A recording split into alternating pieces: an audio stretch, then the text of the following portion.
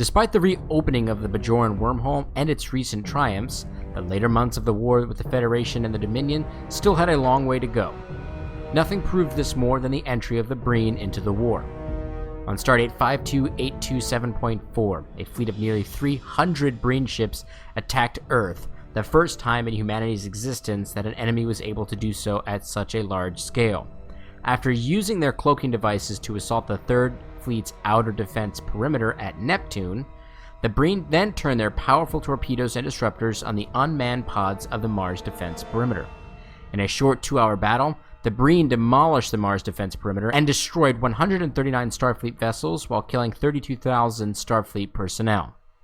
Then, the attack continued on to Earth. The Breen split their forces into 4 attack wings. They concentrated their assault on San Francisco, Paris, New York, and Beijing. Before the First Fleet arrived from Alpha Centauri to destroy the Breen ships and scare away the rest, the enemy used both orbital bombardments and atmospheric craft to ravage the planet's surface. In San Francisco, the Breen ships assaulted Starfleet and Federation facilities. Their attacks shattered and toppled the Golden Gate Bridge, reduced large parts of Starfleet Academy and Starfleet Command's headquarters to smoking rubble, and they razed Federation Hall to the ground. Breen tectonic weapons also activated the region's earthquake faults, causing massive natural devastation throughout the Pacific coast. In Paris, the Breen attacked the offices of the Federation President and related facilities. They also obliterated other noted landmarks such as the Eiffel Tower. The attacks on New York and Beijing were simply strikes against large population centers. Wings of fighters flew over both cities in methodical patterns, carpet bombing them. In all, the Breen attack killed 22 million people across the face of the Earth. The damage to Earth's infrastructure was equally great. Nearly 75% of the planet's surviving population was without power and other amenities for a week or more. The Breen weren't done yet. They spearheaded a counteroffensive in the Chintaka system, breaking through it in 2 places. The Federation Alliance reinforcements sent from Deep Space Nine to drive them back were met with the enemy's secret weapon, the Breen Energy Dissipator. Unleashed in mid-battle, the Dissipator rendered 311 Federation Alliance ships helpless due to total loss of power. As thousands of Starfleet, Klingon, and Romulan personnel fled in escape pods, Breen torpedoes destroyed all of those ships, including the USS Defiant. Chintaka was once more in Dominion hands. The Dissipator proved so effective that the Founders ordered all Jem'Hadar ships equipped with it as well.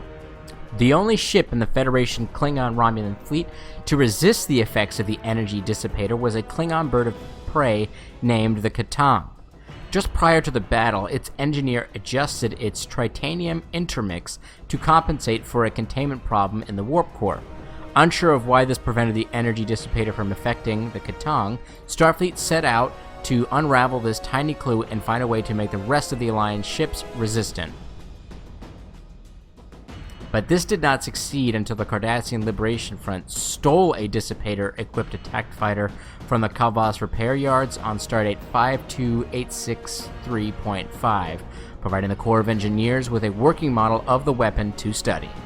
On Stardate 52790.6, the Klingons attacked Semtias III, the headquarters of the Cardassian 11th Order, with 15 divisions. Because the Dominion did not send promised reinforcements, the Klingons wiped out the entire 11th Order, roughly around 500,000 soldiers. This incident fired a spark of rebellion within Legat Damar. Long angered by the way the Dominion treated his people, he began laying the ground for a military revolt. Damar announced his rebellion in a broadcast on Stardate 52801.3 that revealed an attack by detachments from the 1st, 3rd, and 9th Orders on the Dominion outpost on Rondak III. The Federation, seeing in Damar a valuable ally, decided to help him. It sent Colonel Kira Nerez.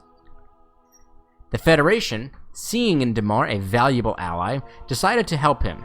It sent Colonel Kirat of the Bajoran militia to teach him unconventional warfare techniques. Don't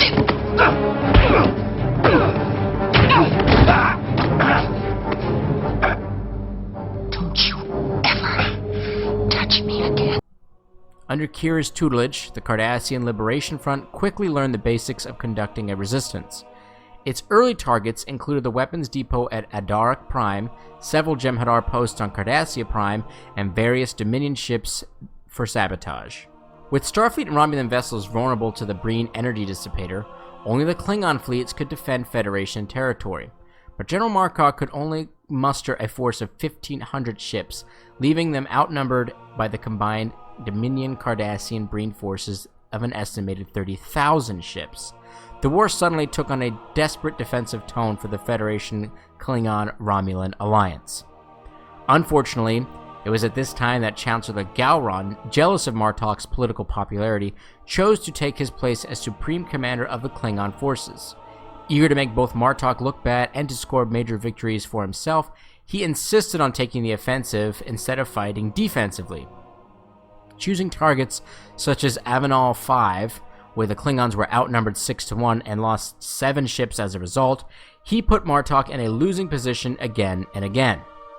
When Gowron announced his latest plan, an attack on Serapedon 4, the headquarters of the 12th Order and one of the most heavily fortified worlds in the Cardassian Union, Lieutenant Commander Worf had heard enough.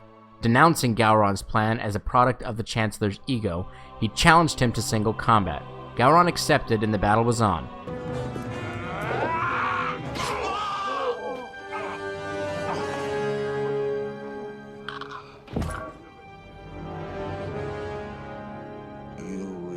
Have this day.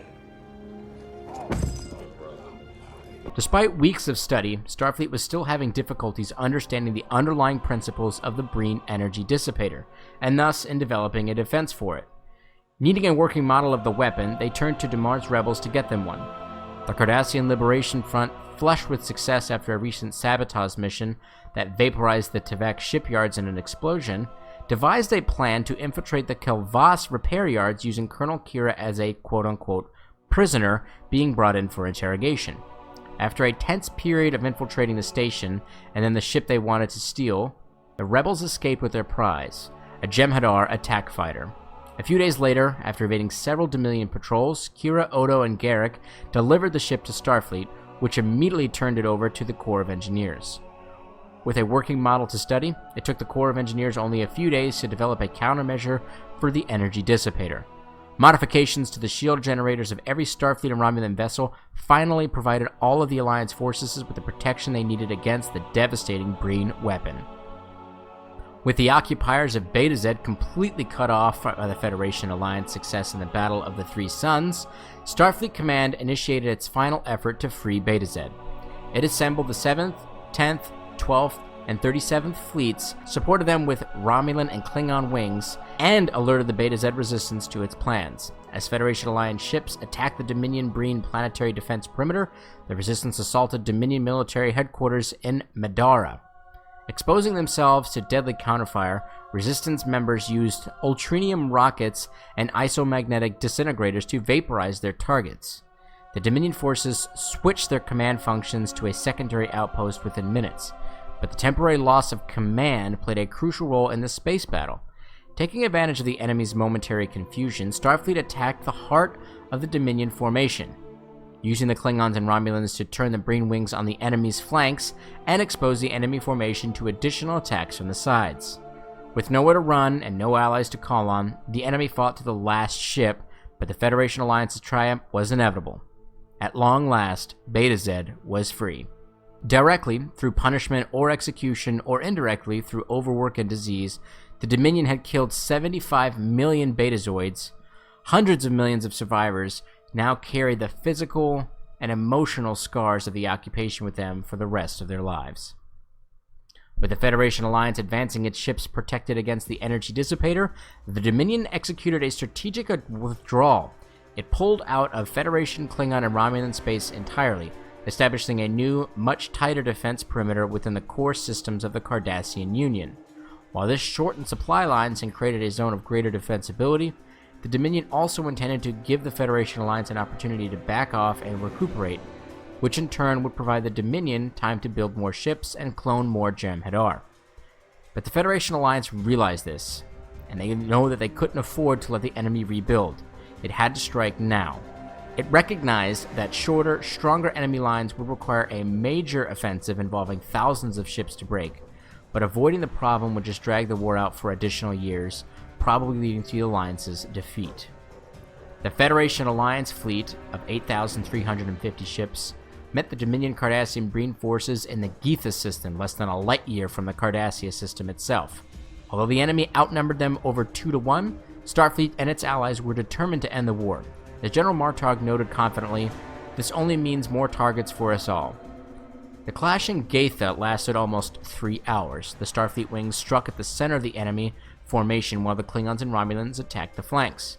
But the results were inconclusive. While the Federation Alliance had better morale and a righteous cause, it was badly outnumbered, and in many ways outgunned. When the first phase of the battle ended, the enemy had heavily damaged all 3 components of the fleet, particularly the Romulans, who lost their flagship. When the Romulan line's about to collapse, Captain Sisko moved his part of the Federation forces into his system, while Emma Ross and General Martok struck at a perceived weakness in the enemy's center. Although the Federation Alliance fought valiantly, it began to seem as though it were only a matter of time before they had to break off the attack. Then, suddenly, the Cardassians turned on their Dominion allies. The initial surprise attack destroyed over 2,000 Dominion and Breen ships and left gaping holes in the Dominion's lines. The Federation Alliance forces pressed their attack, causing further destruction among the enemy forces. The Founders ordered the Jem'Hadar and Breen to withdraw from Geetha to the Cardassia system for a last stand. The Federation Alliance forces followed close on their heels. While Starfleet moved into position to eliminate the network of orbital weapons platforms protecting Cardassia Prime, the Romulans and Cardassians teamed up to take the Jem'Hadar, leaving the Klingons to fight the Breen. Meanwhile, on the planet below, the Jem'Hadar were methodically razing Cardassian cities to the ground. Before the Founder leader called them off, they destroyed nearly 2/3 of the major urban centers on Cardassia Prime and massacred almost 800 million Cardassians. As battles filled the skies above Cardassia with explosions, Security Chief Odo beamed into the Dominion headquarters. Linking with the Founder leader, he transmitted the cure for the Founder virus, saving her life. Suddenly she realized the truth of what Odo had been telling her all along. The Federation posed no threat to the Dominion, it only wanted to coexist peacefully. Shocked and even a little ashamed, she ordered the Jem'Hadar and Breen forces to surrender immediately. The first surrender in 10,000-year history of the Dominion. At long last, the war was over, and the Federation Alliance had won. This concludes Part 5 of our Dominion War Katric Ark lore video series. We will have one final video that will discuss the aftermath of the war and provide an estimate of all the destroyed ships and casualties on all sides. I hope that you guys and gals found this video entertaining and informative. I appreciate you watching. Please throw a like and a subscribe up on YouTube, and follow me on Twitter at Ketwolski. And I will see all of you guys and gals next time. Live long and prosper, my Trekkies!